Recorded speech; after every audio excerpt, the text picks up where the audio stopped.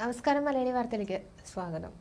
ജസ്ന തിരോധാന കേസിൽ ലോഡ്ജ് ഉടമയുടെ നിർണായക മൊഴി ശേഖരിച്ച CBIക്ക് മുമ്പിൽ മുണ്ടക്കയത്തെ ലോഡ്ജ് ജീവനക്കാരി ഹാജരായി.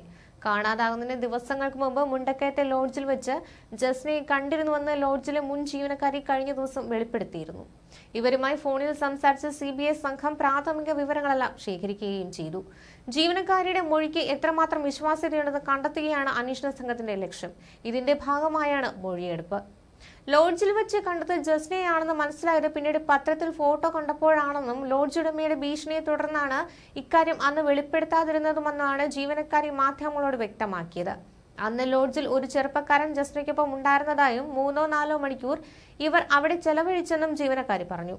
എന്നാൽ മുൻ ജീവനക്കാരുടെ വെളിപ്പെടുത്തലും ആരോപണം തെറ്റാണെന്നും തന്നോടുള്ള വ്യക്തിവൈരാഗ്യമാണ് ഇതിന് പിന്നിലെന്നുമാണ് ലോഡ്ജ് ഉടമ ബിജു സേവ്യർ പ്രതികരിച്ചത്. ലോഡ്ജ് ജീവനക്കാരുടെ വെളിപ്പെടുത്തൽ ജസ്നയുടെ പിതാവ് ജെയിംസും തള്ളിയിരുന്നു. അന്വേഷണം വഴിതെറ്റിക്കാനുള്ള ശ്രമത്തിന്റെ ഭാഗമാണിതെന്ന് അദ്ദേഹം ആരോപിക്കുകയായിരുന്നു. കേസ് അട്ടിമറിക്കാൻ തിരോധാനവുമായി ബന്ധമുള്ളവർ ഗൂഢാലോചന നടത്തുന്നുവെന്നായിരുന്നു ജസ്നയുടെ പിതാവ് ജെയിംസ് ജോസഫിന്റെ ആരോപണം.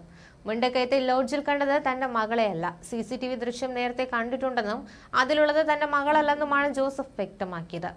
സംശയം പ്രകടിപ്പിച്ച വനിത തന്നെ 1 മാസം മുമ്പ് വിളിച്ചിരുന്നു. ഇതേ കാര്യം തന്നെയാണ് അന്ന് അവർ പറഞ്ഞത്. തുടർന്ന് CCTV ദൃശ്യം പരിശോധിച്ചു. CBIക്കും ഇതേ CCTV ദൃശ്യം കൈമാറിയിരുന്നു. CCTV ദൃശ്യത്തിലുള്ളത് തന്റെ മകളല്ലെന്ന് പോലീസിനും CBIക്കും വ്യക്തമായിരുന്നു. നിലവിലെ CBI അന്വേഷണത്തിൽ തൃപ്തിയുണ്ടെന്നും ലോഡ്ജ് ഉടമയുടെ വെളിപ്പെടുത്തൽ നടത്തിയ വനിതയും തമ്മിൽ തർക്കമുണ്ടെന്ന് അറിയാമായിരുന്നുവെന്നും ജെയിംസ് ജോസഫ് പ്രതികരിച്ചു. ലോഡ്ജ് ജീവനക്കാരുടെ വെളിപ്പെടുത്തൽ തള്ളി ലോഡ്ജ് ഉടമയും രംഗത്തെത്തിയിരുന്നു. ജസ്നയുമായി സാദൃശ്യമുള്ള ആരെങ്കിലുമോ ലോഡ്ജിൽ വന്നിട്ടില്ലെന്നാണ് ലോഡ്ജ് ഉടമ പ്രതികരിച്ചത്.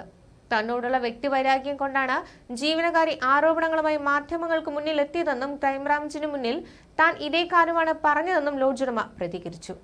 ജാതിപ്പേര് വിളിച്ചെന്നും പറഞ്ഞ് എനിക്കെതിരെ അവർ കേസ് കൊടുത്തിട്ടുണ്ട്. ഒരു വിവരാവകാശ പ്രവർത്തകനാണ് ഇതിന് പിന്നിൽ. ഞാൻ കൊലക്കേസ് പ്രതിയാണെന്നതുൾപ്പെടെയുള്ള ആരോപണങ്ങൾ എനിക്കെതിരെ ഉന്നയിച്ചിട്ടുണ്ട്. ജസ്ന എന്ന് പറഞ്ഞയാൾ ഇവിടെ വന്നിട്ടില്ല, എന്റെ ഓർമ്മയിലില്ല. നേരത്തെ 5-6 ഉദ്യോഗസ്ഥർ വന്ന് അന്വേഷിച്ചിരുന്നു. 5 ലക്ഷം വീടും കൊടുത്തില്ലെങ്കിൽ എന്നെ തീർക്കുമെന്നാണ് ആ സ്ത്രീ പറഞ്ഞത്. ലോഡ്ജിൽ നിന്നും ഇറക്കി വിട്ടതിനാണ് എനിക്കെതിരെ തിരിഞ്ഞത്.